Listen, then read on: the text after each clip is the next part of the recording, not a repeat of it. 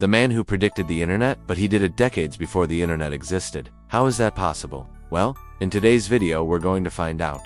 It all started in the 1940s when a man wrote a story about a future where people could instantly communicate with each other through a worldwide network of computers. But this was decades before the internet was invented. So how did he do it? Well, his name was Vannevar Bush, and he was an American electrical engineer and the head of a US government agency called the Office of Scientific Research and Development, and during World War II, he helped develop some of the first computers. And because of his work, he had a unique insight into the potential of these machines. And that's where the idea for his story came from. He wrote about a fictional world where people could access information and communicate with each other through a worldwide network of computers, and he even described how this network would allow people to collaborate on projects and share ideas in real time. But that's not all.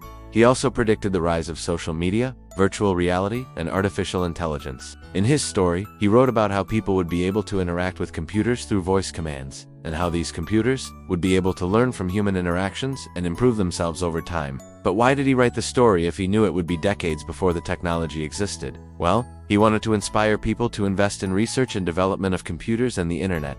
He knew that the technology wasn't there yet, but he hoped that his story would help make it happen faster. Unfortunately, his story didn't have the impact he was hoping for. It wasn't until the 1990s, when the internet was finally opened up to the general public, that people started to realize the potential of this technology. But if you ask me, I think Vannevar Bush was a true visionary. He saw the potential of computers and the internet long before the technology existed, and he had the courage to share his ideas with the world. So what can we learn from him? Well, I think we can learn that it's important to be brave enough to share our ideas with the world, even if they seem crazy. And it's also important to never give up on our dreams, no matter how difficult they may seem. If you want to hear more stories like this one, then make sure to subscribe. Thanks for watching.